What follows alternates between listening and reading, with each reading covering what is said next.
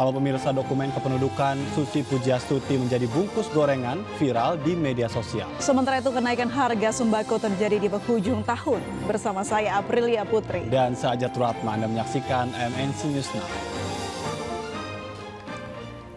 Pemirsa, Kementerian Kesehatan melaporkan temuan kasus pertama transmisi lokal varian Omikron pasien asal Medan, Sumatera Utara. Tidak ada riwayat perjalanan ke luar negeri. Berikut pernyataan juru bicara Kemenkes Siti Nadia Tarmizi.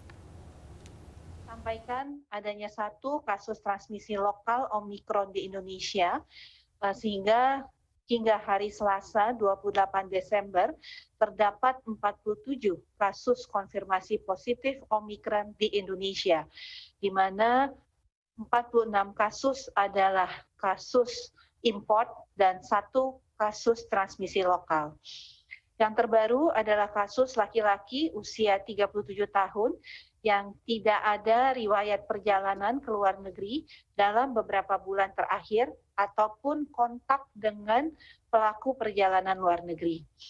Pasien dan istri ini tinggal di Medan dan ke Jakarta 1 bulan sekali.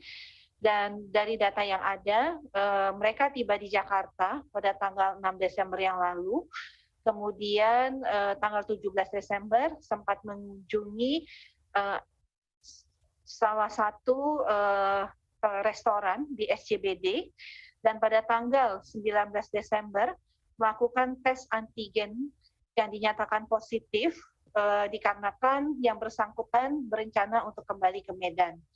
Lalu dilakukan PCR pada tanggal 20 Desember dan konfirmasi Omikron didapatkan dari laboratorium DSI pada tanggal 26 Desember. Diduga terpapar COVID-19 varian Omikron, seorang pria dijemput petugas gabungan dari sebuah apartemen di Jakarta Utara. Pasien merupakan orang pertama yang diduga terpapar Omikron walaupun tidak pernah ada riwayat bepergian ke luar negeri. Penjemputan pasien dilakukan karena pasien sempat menolak menjalani tes swab ulang. Petugas gabungan mengevakuasi seorang pria dengan mobil ambulans dari apartemen di kawasan Pluit Penjaringan, Jakarta Utara. Diduga pria berusia 37 tahun terpapar COVID-19 varian Omikron, sementara sang istri negatif COVID-19. Penjemputan pasien dari lantai 7 apartemen ini dilakukan karena pasien sempat menolak untuk menjalani tes swab ulang. Pasien transmisi lokal varian Omikron pertama ini akhirnya bersedia dibawa ke RSPI Sulianti Saroso. Pemirsa, pasien positif COVID-19 varian Omikron transmisi lokal diketahui sempat mengunjungi salah satu restoran di kawasan SCBD, Jakarta pada 17 Desember lalu. Warga kota Medan itu tiba di Jakarta pada 6 Desember. Yang bersangkutan terpapar COVID varian Omikron tanpa memiliki riwayat perjalanan ke luar negeri. Juru bicara Kemenkes Siti Nadia Tarmizi mengatakan pria 37 tahun tersebut tidak memiliki riwayat perjalanan ke luar negeri dalam beberapa bulan terakhir maupun kontak dengan pelaku perjalanan luar negeri. Setelah 2 pekan berada di Jakarta, yang bersangkutan hendak kembali ke Medan dan melakukan tes antigen pada 19 Desember. Pasien dinyatakan positif COVID-19.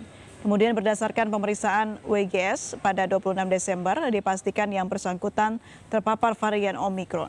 Saat ini yang bersangkutan diisolasi di RSPI Sulianti Saroso.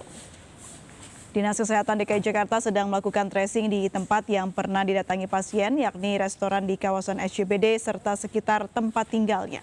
Dengan tambahan 1 kasus ini, total sudah ada 47 orang terpapar Omikron di tanah air.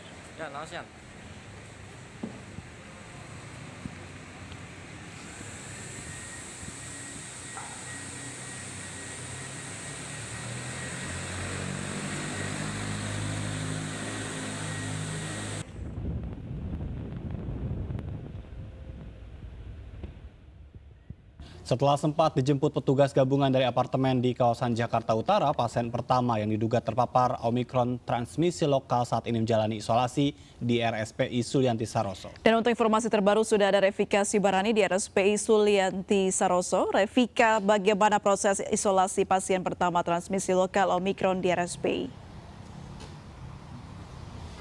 Ya, Ajat, April, dan pemirsa, benar bahwa pada hari ini 1 kasus Omikron atau 1 pasien terkonfirmasi positif COVID-19 dengan varian baru yakni varian Omikron kembali terdeteksi di tanah air, di mana satu pasien tersebut ini diketahui berusia 38 tahun berinisial HK yang saat ini sudah diisolasi atau dikarantina di RSPI Sulianti Saroso, Jakarta Utara, di mana berdasarkan data dari konferensi pers yang berlangsung pada siang tadi, ini dipimpin langsung oleh Direktur Utama dari RSPI Sulianti Saroso, Dr. Muhammad Syahrir, menyampaikan bahwa tepat pada hari ini ada sebanyak 22 pasien varian Omikron yang sudah dirawat di RSPI Sulianti Saroso, di mana penambahan satu pasien berinisial HK pria berusia 38 tahun tersebut.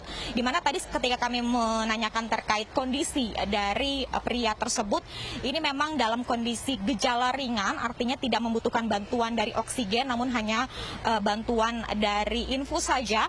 Dan memang dari penuturan Dr. Muhammad Syahrir disampaikan bahwa untuk pasien-pasien yang telah dirawat di RSPI Sulianti Saroso, terkhusus untuk 22 pasien varian Omikron ini benar-benar dirawat, diisolasi, dikarantina secara ketat agar mencegah terjadinya penularan lebih banyak lagi kepada banyak orang. Dan dapat kami informasikan pula per hari ini berdasarkan informasi dari Direktur Utama RSPI disampaikan bahwa untuk RSPI Sulianti Saroso sudah tidak menerima lagi untuk pasien non-COVID-19 per hari ini, artinya hanya membuka untuk pasien COVID-19, salah satunya juga dengan varian Omikron. Dan memang untuk ruang IGD sendiri ini masih menjadi pertimbangan apakah nantinya akan dibuka untuk umum atau tidak. April. Baik. Revika, tadi disampaikan berkaitan dengan kebijakan dari RSPI, lalu untuk pasien-pasien non-COVID sendiri seperti apa atau bagaimana nanti penanganan ke depannya? Ya, Ajat, memang seperti diketahui bahwa RSPI Sulianti Saroso ini sudah ditunjuk untuk menjadi rumah sakit rujukan pasien COVID-19, sehingga melihat perkembangan terbaru di tanah air, munculnya varian Omikron, ini akhirnya membuat rumah sakit RSPI ini memfokuskan pada penanganan untuk pasien COVID-19, salah satunya untuk penanganan varian Omikron. Dan untuk pasien lainnya memang sampai saat ini kami masih mengetahui informasi bahwa masih ada yang dirawat di tempat ini, namun untuk per hari ini dan kedepannya ini sudah tidak membuka lagi. Artinya memang untuk rumah sakit ini memfokuskan untuk penanganan COVID-19, karena memang seperti yang kita tahu bahwa untuk penularan dari varian Omikron ini begitu cepat, sehingga ini akhirnya untuk menjaga kesehatan masyarakat dan juga menjaga kefokusan dari isolasi ataupun karantina yang dilakukan di rumah sakit ini. Ajat. Iya, Revika, apakah ada perbedaan treatment antara pasien yang terpapar COVID-19 biasa dibandingkan dengan pasien COVID-19 varian Omikron?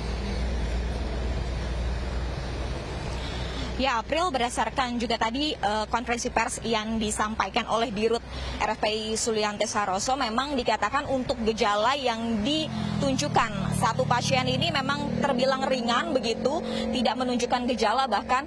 Dan memang untuk data yang kami peroleh dari Dr. Muhammad Syahrir disampaikan untuk pasien varian Omikron memang cenderung untuk gejala yang ditunjukkan adalah lebih kepada kelelahan, kemudian sakit pada bagian persendian di seluruh tubuh, dan juga demam pada malam hari.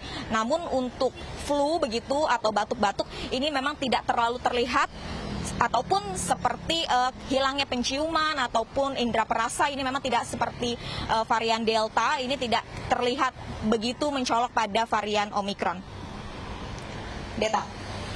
Revika, ini berkaitan dengan pasien HK yang baru saja menjalani isolasi, sebetulnya berapa lama proses isolasi yang akan dijalani di RSPI Sulianti Saroso?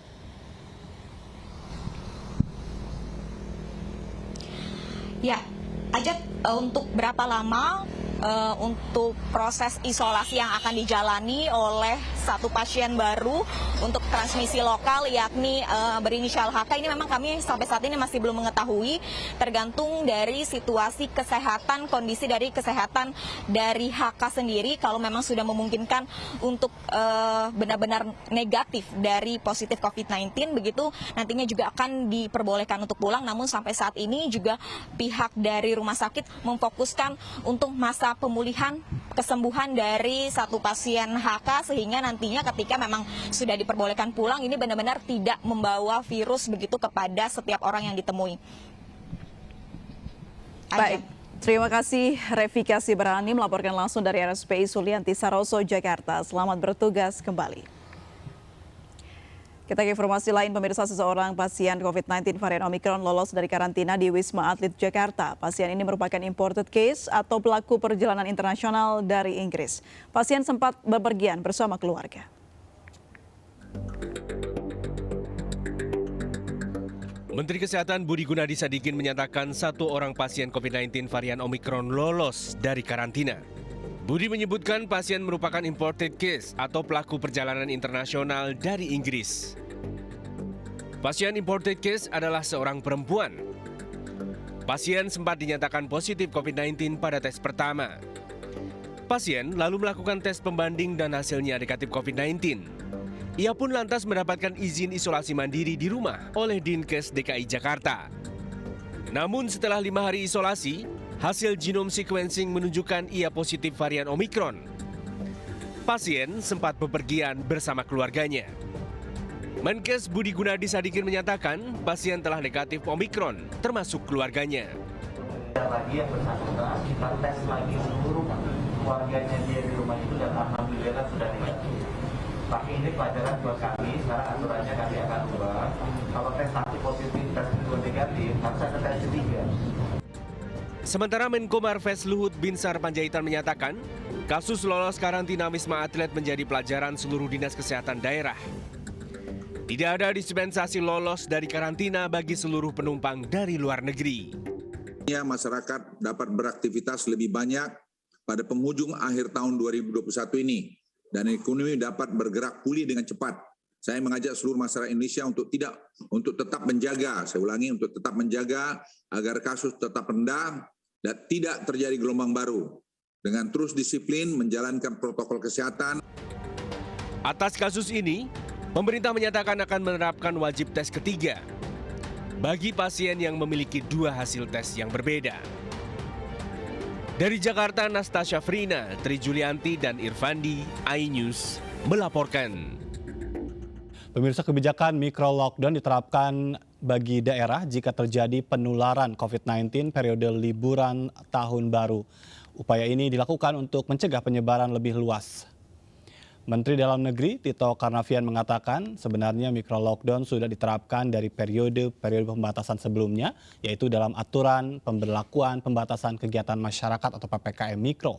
Masyarakat yang terkena pembatasan mikro akan mendapatkan bantuan selama PPKM Mikro diterapkan di wilayah yang terdeteksi penyebaran COVID-19. Jika ada kasus di suatu daerah, Satgas dan pemerintah administrasi wilayah setempat bisa melakukan penutupan atau lockdown di tingkat tersebut.